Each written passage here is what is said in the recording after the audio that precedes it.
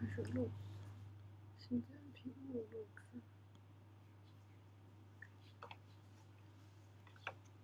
他还没有加你吗？没有。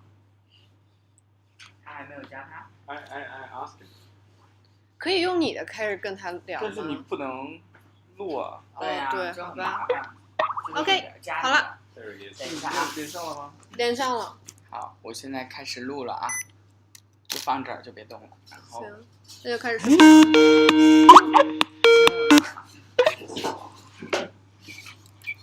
Hello. Hello. Hi. Hi. Can you hear me? Hello, Martin. Hiya. Yeah. My name is Chen Shen, and editor of Outlook magazine. And on behalf of Peng and Chen, just say hello to you. And Okay. yeah, thank you so much for receiving our interview here. No problem. Yeah. And I can't believe it's going to be 2 hours. yeah, we will see. We will see. I've never done an interview that's lasted 2 hours. Okay, we will see. Be Okay. efficient in my answers and cut it down. Okay, so Ruben's here as well. So Hi. Hi, Ruben. Hi. Hiya. Good. How about you? I'm good. Yeah. awesome. So can we start here? Of course. Okay. So as far as I know, that you're a collector mania, and you have a large collection of Saddam Hussein watches and such editions. So, are there anything among your earliest collection, and what did you like to collect when you were just a little boy? Okay, so when I was a small boy, I used to have a natural history collection. I used to collect fossils, birds' nests, bird skulls, animal skulls, things like this. I've always had a collecting gene. Okay. And then I guess, by the time I was in my mid-teens, I collected things like coins and stamps. And then when I discovered photography, that's when the idea of collecting photos and photo books came into play. But it didn't really happen and take off until the late 80s, because the photo books were very expensive and I didn't have much money. Mm-hmm. So as I got a better income, I was able to invest and indulge in my photo book collecting habit. And it is said that you started the idea of the carrier photo book collection. So could you please tell us what intrigued you to just start collecting photo books seriously? Because, what was the first book you decided to buy? The first book I bought was when I was at college, was the Robert Frank, The Americans. Okay. Uh-huh. Oh, wow. 1972. And then I think in 1974 I bought the Tony Ray Jones book. He had just died the year before. I was very excited to buy this. And then over the next sort of 10, 15 years, I would buy a few books, but not so many because, as I say, I was limited by the amount of cash that I had. And I have heard that you have organized the photo book show in your hometown, and there's a regular event that you bring your guests to your personal library. So, Well, many people want to come and do research and look at the books. So I have a lot of requests, and I loan a lot of books to museums. Mm-hmm. So the Tate, the National Museum of Photography, they all come here to get the books because I'm probably the only person in the country that has a thorough collection. So, what's the possible the future of your personal library? Is there any agenda about that? The aim is for it to go to a public collection in due course. This not being decided where or how it would be paid for, but I don't want to keep it.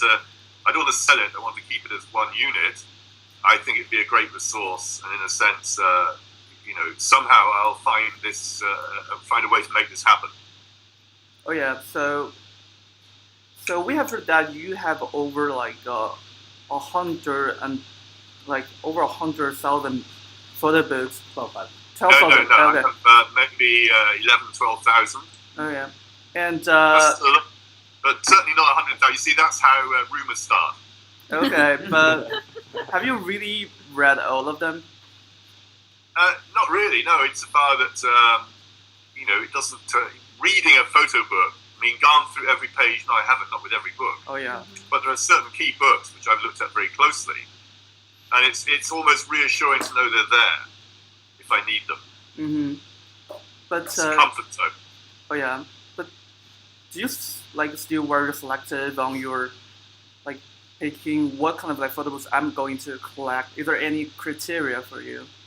Yeah, I mean, the criteria is things that are interesting, things that I think are unrecognized, things that are important. You know, I'm also looking for photo books not just from China, but from all around the world. Mm-hmm. So, like recently, I've been buying a lot of Iran, Iraq, books from Iran on the Iran-Iraq war.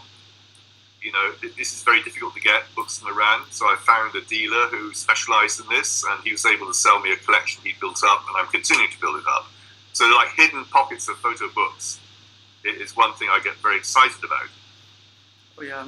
So you have published three values of like a history of photo books, and you have said somewhere in other like interview that the Chinese photo books is an area that not really have been studied enough. So besides this, what really motivates you to like focus on Chinese photo books? So when we were working on Volume 2, we knew we had a propaganda chapter. Mm-hmm. And in fact, I was in Shanghai maybe in the year 2000, and I found then, there's a book market in Shanghai every Sunday. I found then a bad copy of this book from Tibet, and also the Bright Instruction book, which has now become quite celebrated. Mm-hmm. And it's very exciting because I sort of knew there would be propaganda books from China, but I had no idea where they might be and what they would be like. So this was the first taste of being excited, and I think at least one of those, maybe two of them, were included in Volume 2, right? Yep. So then a few years after that came out, I was back in Beijing, and I went around the flea market Mm-hmm. and found that it was very difficult to talk to the dealers there, to ask them questions. So although I got some books, not so many. And then when I came back the year after, or 2 years after, I can't remember the precise date, that's when I knew that Rubin had moved there. Mm-hmm. So I invited him. I said, would you be able to do me a favor and come down and help me, talk to these dealers? And he came down, and it didn't take us long to realize that there was something really going on, because Mm-hmm. the quality of the books that we found, the discoveries we made, the discussions we had, really indicated that there was something really hidden. And that's when, just after that, we decided to try and embark on this project to put together this sort of hidden history of photography publishing. Mm-hmm. So, what is like the biggest like difficulty when you collect the photo books in China? What happened? Well, the difficulty is getting them. But luckily, with Rubin, and Rubin also, the big breakthrough, as well as going to the flea market there, Mm-hmm. was actually discovering a lot of these books were online. So he sort of got used to handling Kongs, and that, in the end, has probably been, together with the actual flea market and seeing the books physically, has been the way that, it's really down to Rubin that he's put the collection together. Because, he speaks Mandarin, he knows what's going on. His knowledge is actually probably better than mine now. But I guess the most difficult thing is actually we don't know what we're looking for, so we don't have okay. titles that you can just type in and say, Oh, yeah. I want this book, yeah? Mm-hmm. So it's just it's an exploration in the dark, so you don't know what you want. Good books, that's what you want, but it can be anything. But do you have a like? But we did meet a lot of dealers, and they gave us a lot of information. And then we stumbled across the mystery of Japan. Mm-hmm. I was almost unable to distinguish these Japanese books from these Chinese books. And when we started seeing the books from war, we realized that these were printed in Japan, made in Japan, about the Chinese invasion and the Chinese war. And that, of course, then opened up a whole new realm and field to discover. And that's another thing we've had to put together. So it's complicated insofar you have the European books coming from Europe in the beginning of the 20th century. Mm-hmm. Then you have the start of the propaganda books published after 49, and of course reaching a climax in 59. And then, of course, in the 30s, you have the Japanese propaganda books. And of course, it's very difficult to locate these, find people who knew about them. That was probably the most hidden aspect of all the things that we did, because the Chinese dealers, and there are quite a few who specialize in books, they were much more up to speed about the books published in China Mm-hmm. than the books published in Japan, inevitably. And since you mentioned Japan, like we are really interested in like there are many foreign photo books, but like a Japanese ones, but about like a Manchukuo in 1930s.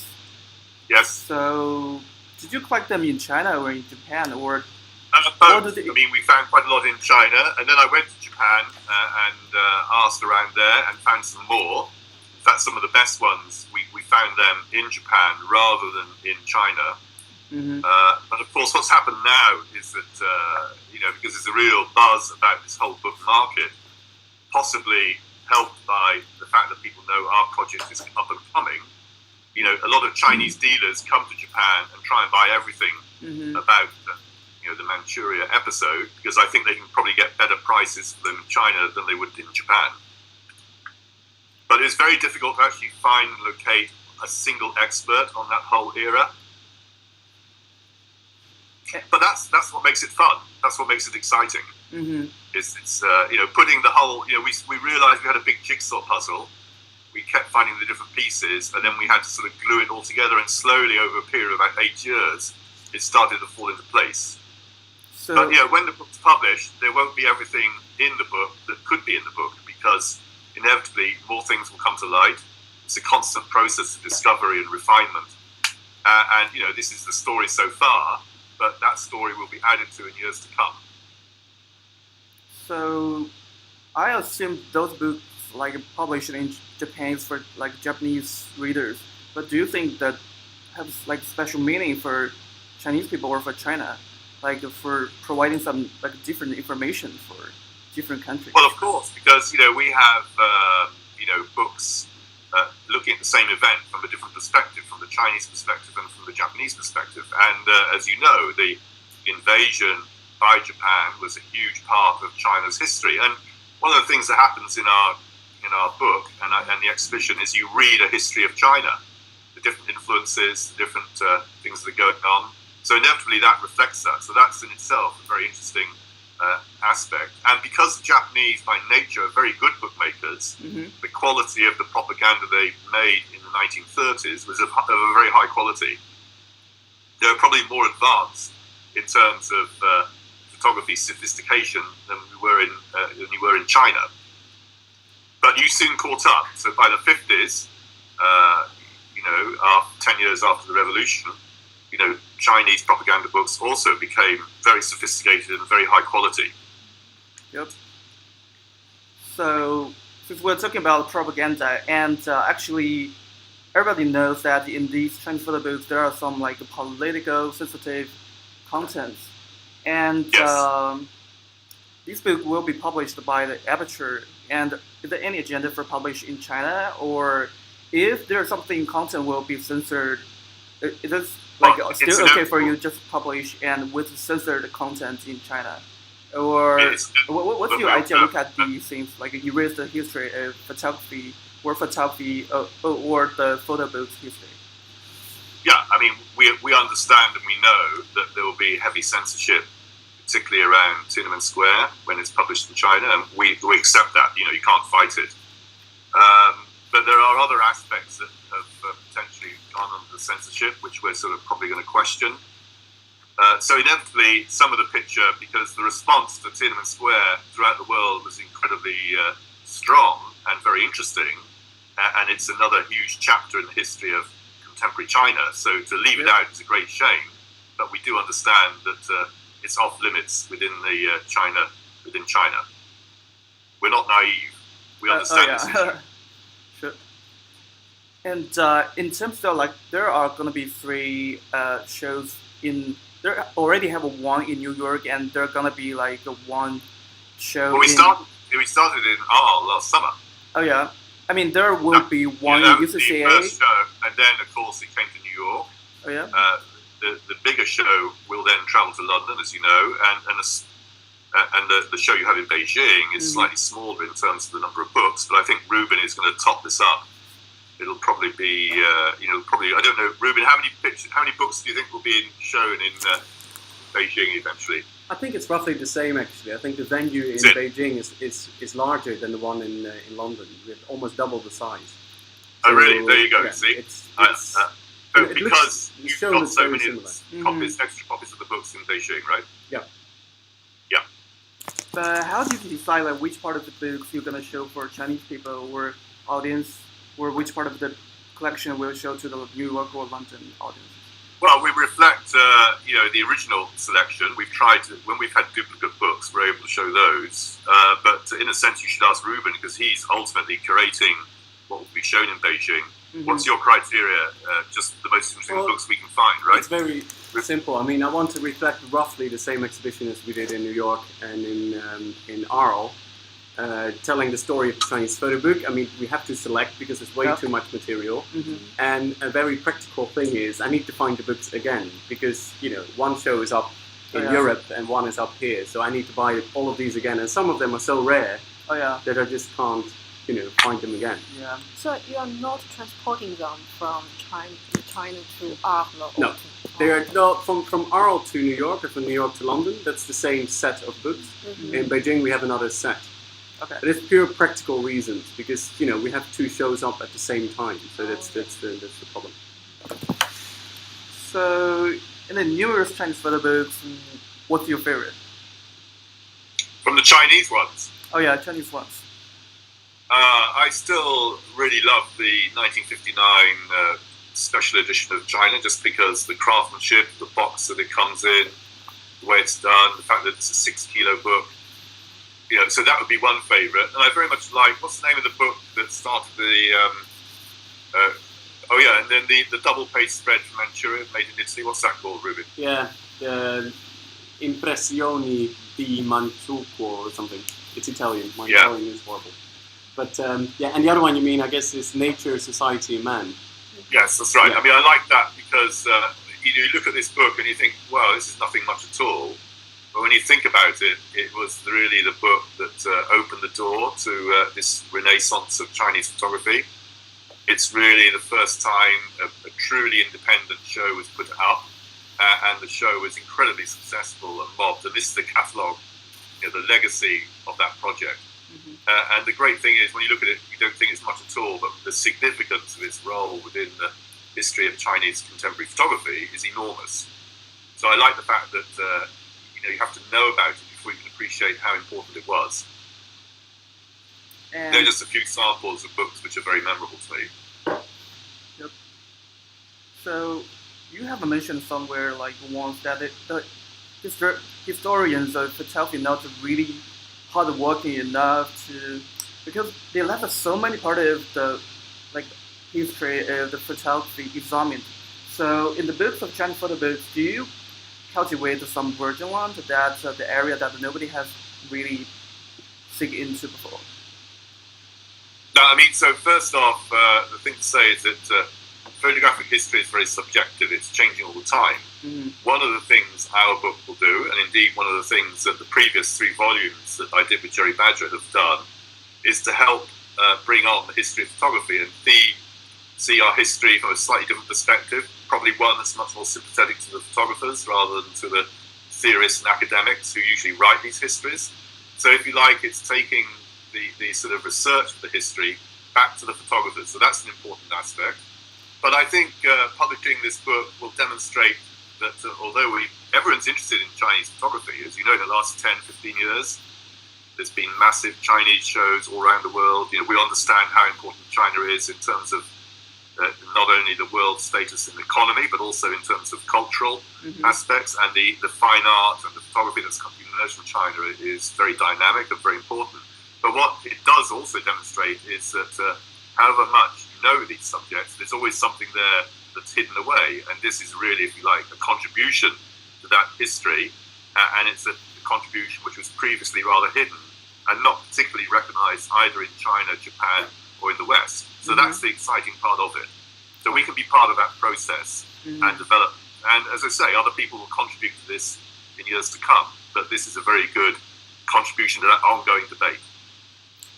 So besides China, is there any special country you also have Oh yeah, so the other thing, so what have I found recently? So since I did volume 3, 2 more slightly hidden, not as big as China, aspects of photo books have come to light. So fascist books from Italy, particularly in the 30s, they had incredible production there. Okay. They also matched, say, the Russians with Lisitsky and Rodchenko.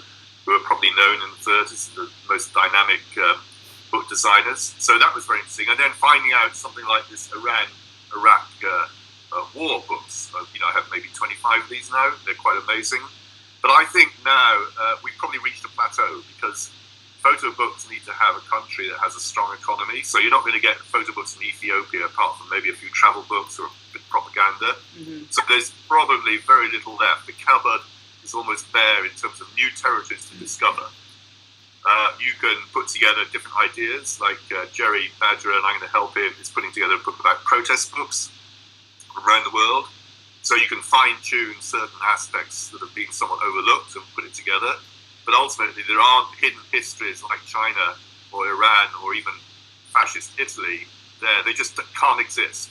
Everything's been done over now, if you like. So we're probably reaching a plateau in terms of research. Now all you have to do is fine-tune what's out there. There will be more discoveries to be made, but I think we're probably 95% through that discovery barrier. Mm-hmm.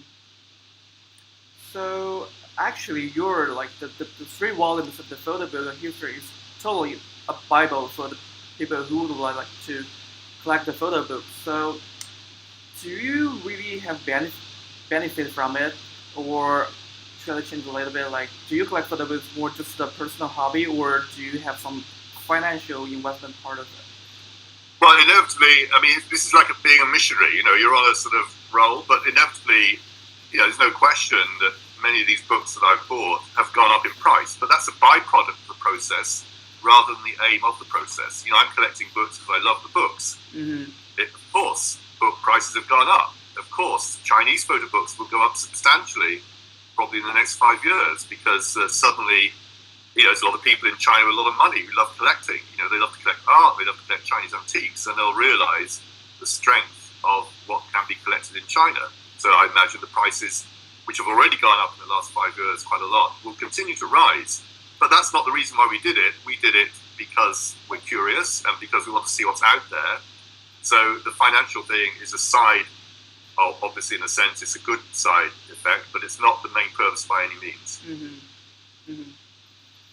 So probably you have known that there are like kind of trends in China that the self-published or independent publication has becoming more and more in China.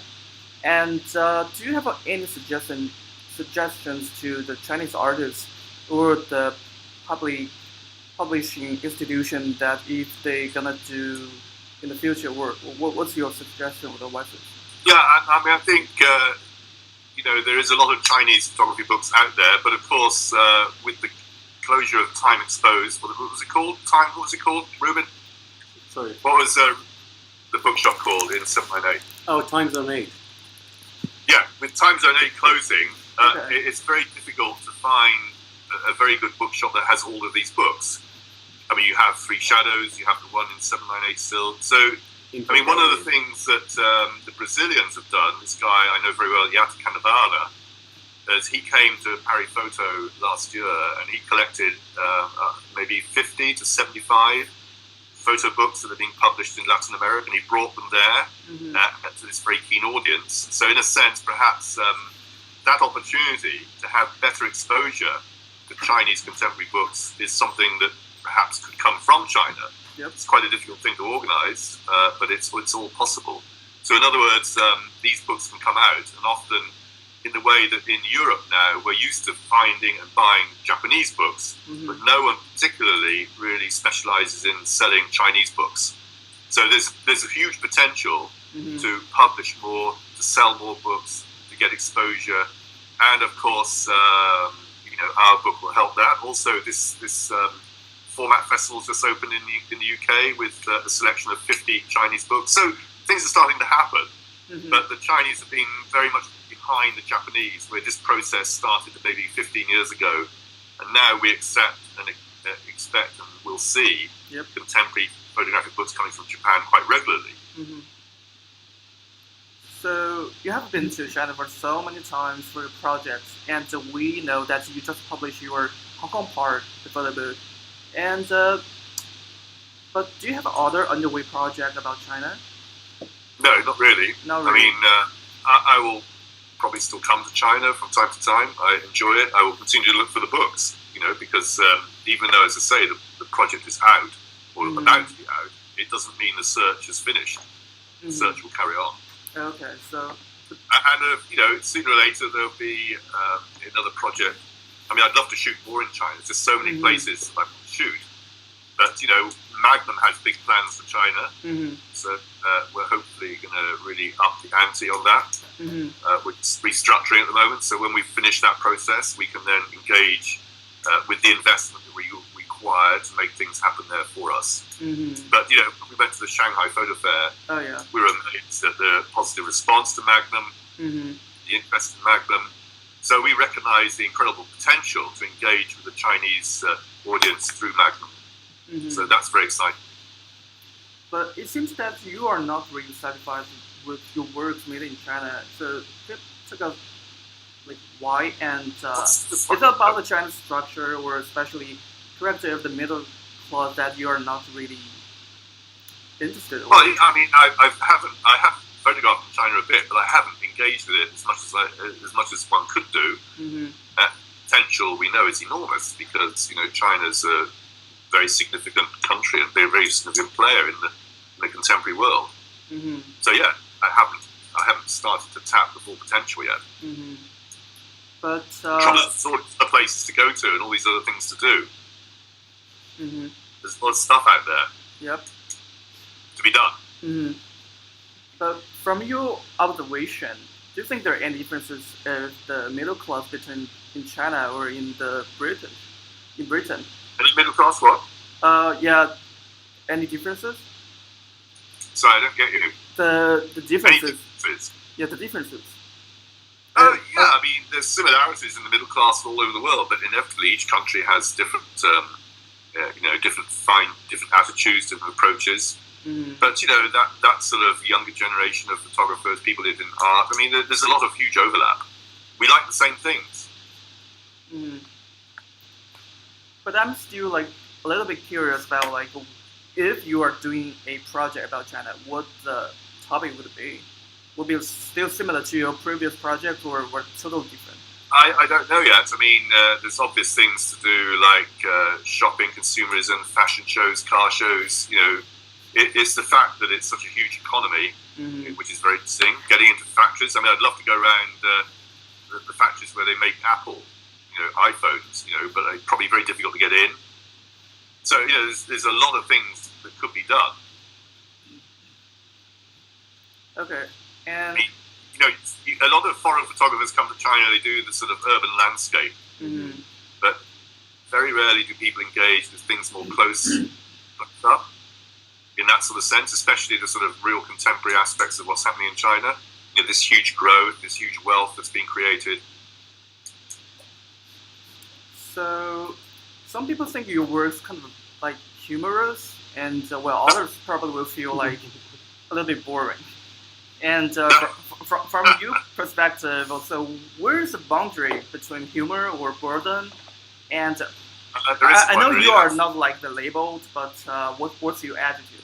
I don't mind what labels you put on me, but I mean, I like an ambiguity, and if you don't laugh about the world, you'd end up crying. So, irony is something that the British do very well, so I apply that to my photography.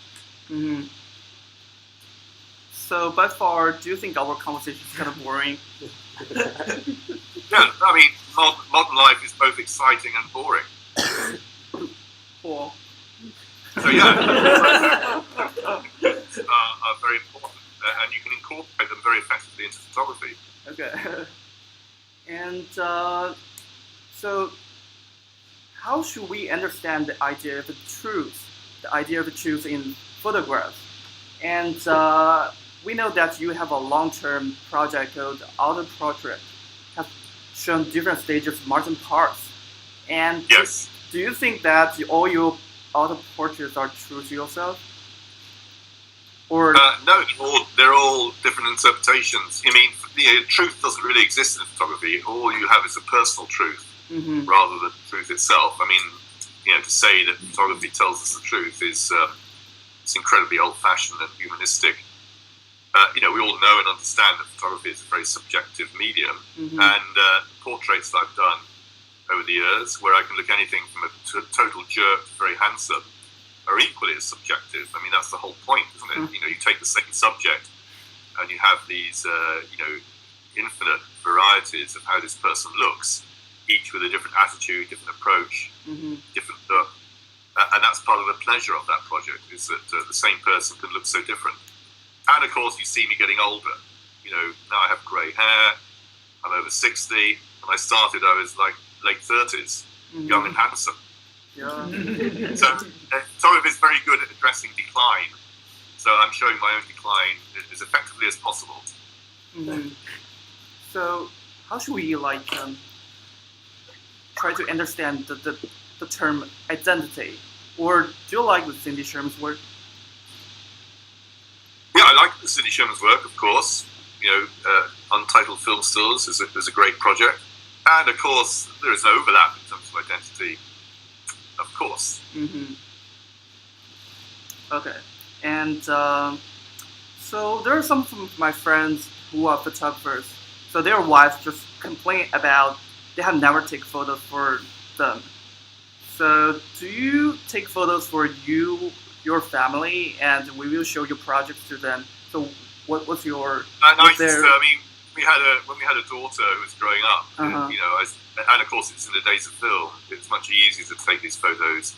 Now I hardly take any photos. I have an iPhone. I've probably taken 50 photos on it since I bought it over a year ago. And most of those are just books that I haven't bought yet, which I'm recording, so I can go and find them on the internet. Oh yeah. Yeah. So what's their attitude like for your being a photographer or artist, or their attitude to your work?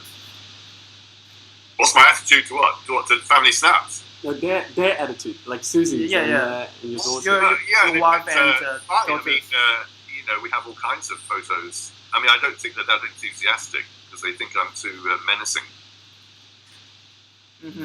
So, what probably you would like to say to those people who don't really appreciate your work? Well, I don't mind what I say, really. I mean, you know, I have a lot of people who like what I do and a lot of people who don't. I cherish the variety of response, and my critiques, the people who criticise me, I like as well. I'm pretty laid back, really. You know, I'm too old and too seasoned to really care about people disliking what I do. I mean, when people tell me they like my work, I don't even notice now. I only notice when someone says they don't like the work. It's much more interesting. Oh yeah. So, and I think it's not too late to say congrats to you or being president of Magnum Photos, and Thank you. so Will you be sending round a bottle of champagne? Actually we did. Okay, just wait a moment. Okay, so have been the president of Magnum, so were there really any changes happened in Magnum Photos, and has your life changed? I mean, it's quite a bit of extra work, but that's okay. I get up early anyway. And, we're trying to restructure. I mean, we have to change and update. One of the first things I did was appoint a new executive director who's very good. And we're now going through that restructuring process. We hope to have this all, looked at, and by the next AGM, I'm very optimistic we can pass a new sort of complete way of working for Magnum. So we're working on it. So I can't really tell you much more, but oh, there's champagne. Oh yeah, there's a champagne. I drink champagne. That's a challenge. Right now. Okay. Yes, so we need to bring Magnum up to date in terms of how we work. We're going much more, exploring a lot more the B2C option, that's business to consumer rather than business to business. So yeah, we're working on trying to restructure Magnum and making it fit for purpose to go into the next 50 years of work. But I can't tell you much more until it happens. Okay. Watch this space. Okay. And so we noticed that you talked about the impact of internet or the social media in your inaugural article, and we also noticed that there were projects like the postcards from America. So what's the following actions or project probably will really reacting to the changes of the technique and the whole industry of photography? Yeah, I mean, things have changed dramatically. So, Postcards from America, which is a group of Magnum photographers doing work in the States, that's been funded by pre-selling print sales. That's something that's unusual. You know, the idea of relying on the editorial market to produce work is finished. It's no longer relevant or applies. So we have to find different ways to fund projects, and that's been a very interesting experiment. Mm-hmm. We're doing a huge book on this in 2017, late 2016, with a big exhibition. And it really shows a different aspect of Magnum, one that is much more contemporary, perhaps, than some of the association, especially in China, where you associate Magnum with Marc Ribot and Cartier-Bresson, who are like the previous generations, if you like. Mm-hmm. So actually, Chinese people also have been discussing about your inauguration as Magnum president. So we're curious about, like, are there still many people in Magnum objecting to you? Yes, I mean, it's no great secret, but when I first tried to join in the late 80s, there was a lot of resistance to me being appointed in Magnum, led by Philip Jones Griffiths, who sadly has died now. And, sorry. I guess they felt that my work threatened the sort of humanitarian tradition within Magnum. But in the end, I did get, became a nominee, became an associate and a full member. To become a member, you need 2/3 majority. Mm-hmm. Now, in politics, if you get 2/3, it's regarded as a landslide. So I got just enough votes to get in. And since then, I've been very productive for Magnum, so I've fitted in. So I think that early resistance has probably gone as, you have a different generation of photographers joining. And now, as you can see, I'm working a lot on trying to help Magnum sort of restructure to the future. Mm-hmm. Yep. So what's your comprehension of Magnum photos' value or fate? What's yours? And will that two parts work contradicted to each other to some extent? Well, I still think the basic concept of a cooperative, sharing the desire to protect our copyright, sharing the desire to sell work on block and to try and generate projects, through an independent agency is a very valid one. And that's why I still enjoy being a member of Magnum. Mm-hmm. But do you think your being a president will be like kind of affect your jobs of being an artist or photographer somehow in a good or really, bad way? No, it won't affect. I just continue to work anyway. Mm-hmm. I just have to get up a bit earlier to deal with the Magnum emails. Yeah. And so you have been working as a photographer and also a curator or editor. So can you talk about a little bit about the experience of different roles, or which one is your favorite, things like that? I like the opportunity to have a platform to share the people I've discovered, because I travel the world a lot. I see a lot of contemporary work. I buy a lot of books, of course. And so I've accumulated quite a good knowledge of contemporary work. And this opportunity to do the Arles thing came along, and I jumped at it through my old friend Francois Habel. And since then, I've done a few other curating jobs. So it's a great opportunity. And that's the same with the photo book volumes. Mm-hmm. To share your discoveries with other people. Yep. So, actually, we know that you have a lot of Chinese friends, especially the photographers. And do you think someone of them has the most possibility to be accepted into Magnum Photos or being a part member? Well, we're obviously, we're not obviously, we would love to have a Chinese photographer in Magnum. It's just a question of the right person, the right time, the right place.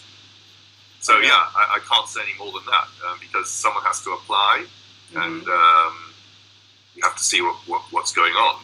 Yeah. So the process. But yes, we're very conscious of the fact that although we have Lu Nan, who's a correspondent, oh yeah, we don't actually have a very contemporary photographer, a much younger one. Mm-hmm. So yeah, it's something we'd like to correct. So the process of being accepted as a member is still the same, like 2/3 of like the vote? No, to become a nominee, which is the first level of membership, takes 50% of the vote. 50%. In a secret ballot. And come April this year, we will publish our application rules, and people apply. We have hundreds of people apply every year. Mm-hmm. We look at all these applications and make a short list of people that we think are interesting, and we take that to the annual general meeting, where the work is looked at, discussed, and then voted on. So can you tell us who applied to be a member or into? Sorry? Can you tell us like who's the Chinese photographer who was trying to? No, I can't tell you anything. Okay. That's confidential information. Okay. But Yeah. who's your favorite Chinese photographer? I'm not saying that either, because if I put one photographer down, I'm going to get into trouble. You know, I don't want to be partisan. Okay, but you still can talk about a little bit more. Who's like not really one favorite, but who's your kind of photography you would like to recommend to the rest of the world? Well, there are many Chinese photographers. I mean, I'm very bad on the names, so I can't remember them all. That's the trouble. Mm-hmm. But no, I don't really want to go down that road. I don't think it's fair. Mm-hmm. I mean, if you want to see the books that Ruben and I really thought from contemporary China that were good, just look at the list. I'm sure Ruben will give you the list, right, Ruben? Yeah, sure. Yeah. The fact that we've included a book means that we both agreed that the photographer had made a good contribution. They put together a very good book, Mm-hmm. and these people we like. So just take the list. It's there, ready to read. So we are really familiar with your works and the types, but is there any special or favorite kinds of photo books you like in your whole collection? What kinds of photo books is your favorite? I mean, probably if I had to choose one thing, I'd probably choose Japanese books from the 60s and 70s. They're the most exciting, the most radical, the most different. They have a look and a feel which is completely unique. Mm-hmm. I'd say out of all the photography sort of bubbles, if you like, of time and period when things really were very dynamic, that's probably the most exciting one of all. Mm-hmm. And actually, you stayed in the branch of the document photos in Japan for a period. Do you think there's some like a Japanese photographer really influenced you somehow? I don't know. I don't know much about. I haven't really studied that subject.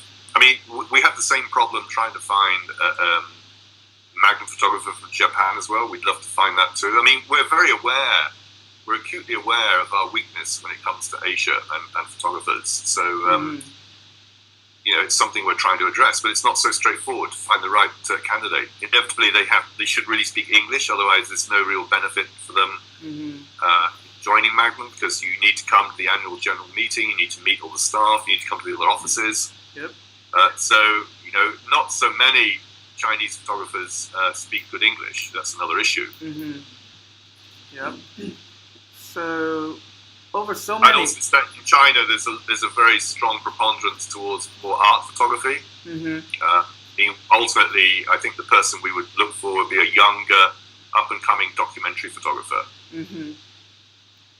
And over so many years being an artist or photographer, are there some books or series that really affected you, like helping you develop your style? I mean, the photographers I've been influenced by, like Gary Winogrand, Tony Ray Jones, Friedlander. Yeah, so I've had my fair share of influences, of course. We all do. We all get exposed to these things, normally through books, in fact. And that's one reason why the book is so important, because it's the one vehicle that most photographers get excited about. So when you see a book you like, Mm-hmm. you often buy it and you can refer back to it, and it can be a constant source of inspiration to you. Mm-hmm. And that's why, if you like, these histories of books are very much putting the onus and the responsibility back onto the photographers as well as the curators, academics, and theoreticians. So, if you were exiled to an isolated island and you're gonna have the chance to pick one photo book with you, which one would it be? God, that's a difficult one. I mean, I hate to say this, but I might pick the 3 volumes, because within the 3 volumes you have 750 books. Oh yeah. Actually saying that you're going to pick your own book is a terrible thing to say, so I can't say that, but that's what I'd like to say. Okay. And maybe we would like to back to the Chinese photo book part questions a little bit. And so the propaganda photo books are one majority in the collection. And from your perspective, what's the difference between China's propaganda books and other countries? Well, there's a lot of overlap, of course. I mean, they're usually very lavish productions. They're usually telling you how great the country is. They're usually sort of full of lies, and therefore, to sort of help bring the lies across, the production is very impressive. So, in a sense, there's more similarities between different countries that go into propaganda in a big way, like Russia, China, Eastern Bloc, Albania, countries like this. You know, so I would say there's more overlap than there are differences. And some of the, I mean, what's interesting is that the great Chinese period came in the late 50s, while it's a great period for propaganda books from Russia and Italy came in the 30s. So in fact, I'd say that China was the last great wave of propaganda photo books before propaganda books really sort of disappeared, if you like. They haven't disappeared now, they're still there, and you have Chinese books which you could still say are propaganda, but they're not quite as impressive in terms of production.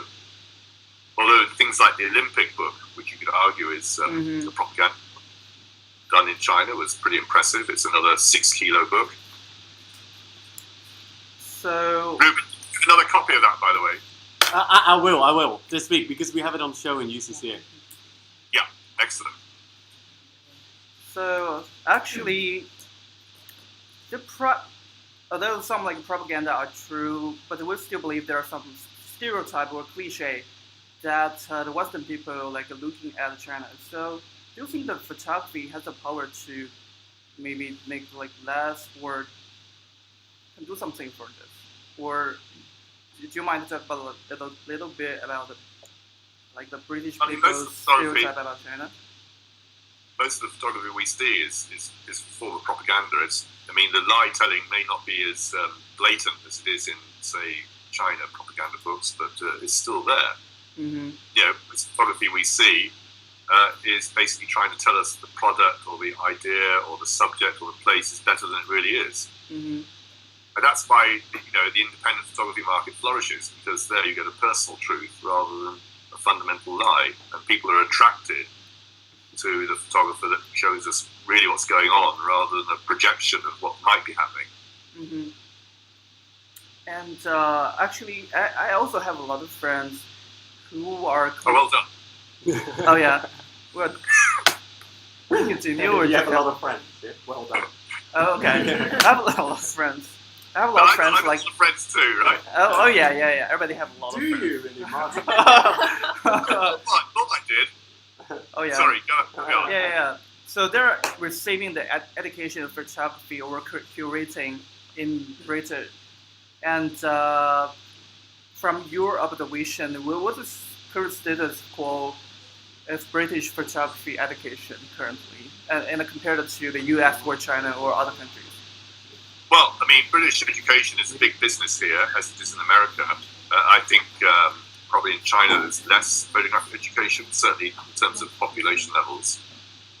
And, you know, I'm a visiting professor at Belfast University, so, but I don't do so many days. But, you know, it's a big growth business. But the trouble is, you know, you have maybe 20,000 photographers. God knows how many are being churned out every year. Most of them, of course, don't end up doing anything in photography. It's a highly competitive marketplace. Yeah. And going and doing a degree in photography is never going to guarantee you a job as a photographer. So do you imply there are too many photographers already in this world? Yeah, of course there's too many, but you know, we need a lot of photographers. We need a lot of bad photography to understand good photography. It's the same with books.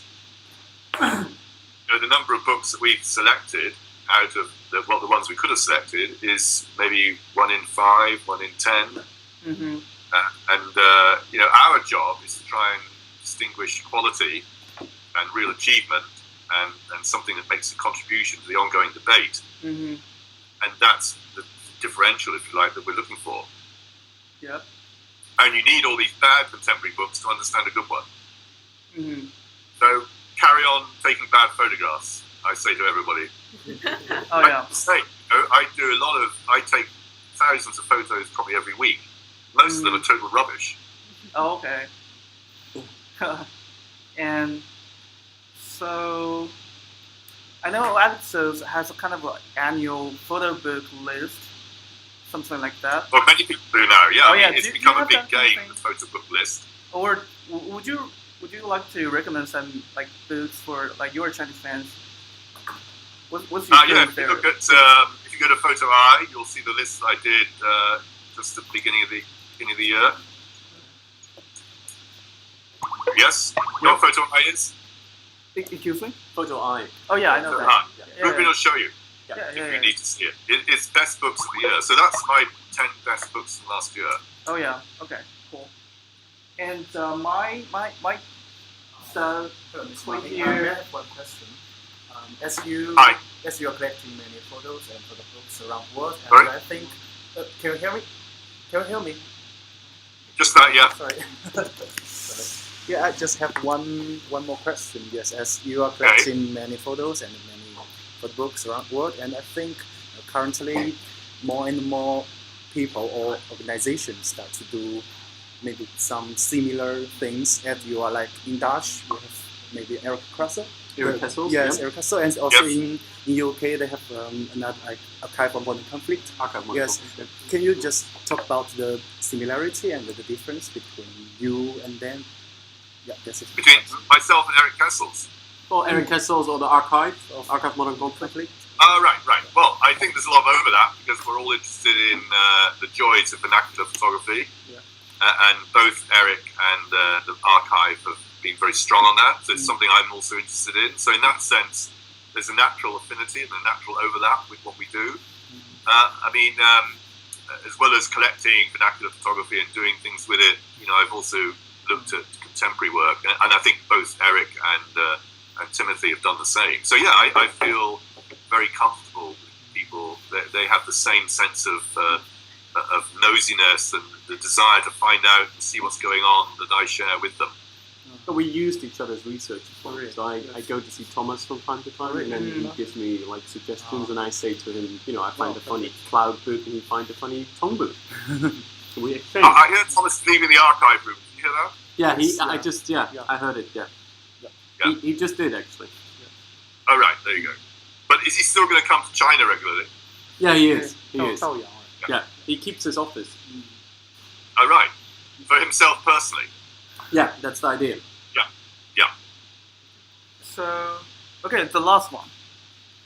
So would you like to say something? Hang on, you've got 1 hour and 10 minutes to fill, yeah? No, that's embarrassing. I'm on here for 2 hours. I've got it programmed in. Oh. Okay, would you like to say something for our readers, for the Outlook magazine readers?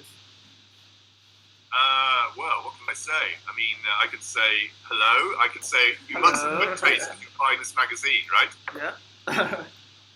So I assume this is the elite of the new generation of Chinese artists, photographers, people interested in the arts. So keep buying the magazine. Keep being And interested the in book, world. of course, the Chinese photo book. Oh yeah. It's only part. Photo book, yeah. All go out and We have to rush make out- the Chinese rush publisher out happy. and buy Oh, the books. yeah. Okay. Because if you wait, the prices will go up even more. Yeah. So thank you so much, and wish you have a big success for the photo books publication and Right. also your shows. We really appreciate the interview today. Yeah, and Fantastic. it's less than an hour. Can we take a photo together? Actually, How? like I mean, Guilty as found. yeah, we'll. Yeah, we're gonna call some guy over here. You can hold on just a second. Yeah, Yeah, hold no, on a no, second. Anyway, hi. Hello. Yeah. Yeah. Ni Xiangyi is me. Yeah, I'm using my account to contact with you. Yeah. Can I have a private question? Yeah, because now Yes. I have You received. want the others to leave the room. Thank you. I have received the offer of curating from the Royal College of Art and another curating offer from Goldsmiths. But Right. now I'm a little puzzling which one to choose. Can you give me some Great advice? for both. I'm puzzling So, which one to what do you choose. mean? Sorry? There's two offer, and Right. one You is curate. both in curating. One is from Royal College of Art, and the other Yes. one is from Goldsmiths.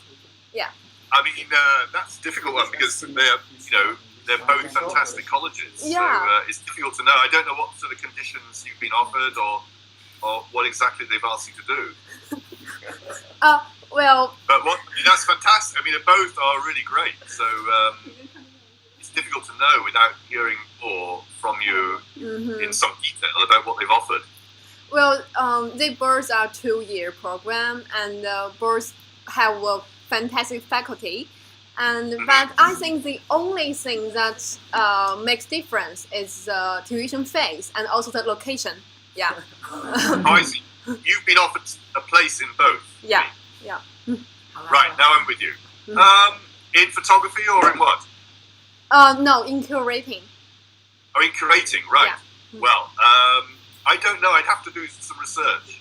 Okay. I will do the really research don't know. myself, but they're I'm both fantastic. How long has... I think the Goldsmith curating course has been going longer, is that right? no, both are 2 years. Yeah. Yes, and the Royal College is 2 years too? Yes. So God, I will big do movie. the research myself, but I'm interested in your personal preferring. Which one do you prefer? Well, I don't, because I don't know much about the curating courses in both colleges, so I can't really say. Have you looked online to see what gets the best response? Well, actually, I'm more interested in the style, but I think people are really waiting for the photo. Yeah. Can we take the photo now? Yes, yes. Okay. Okay. Sorry. Exciting. 都坐过来，都到这边来，然后我们就可以。 Okay. Okay. Oh yeah, so Martin, you're not gonna see anybody because we're all behind the screen here. Oh my god. Okay, so are we ready? Yeah. One, two, three.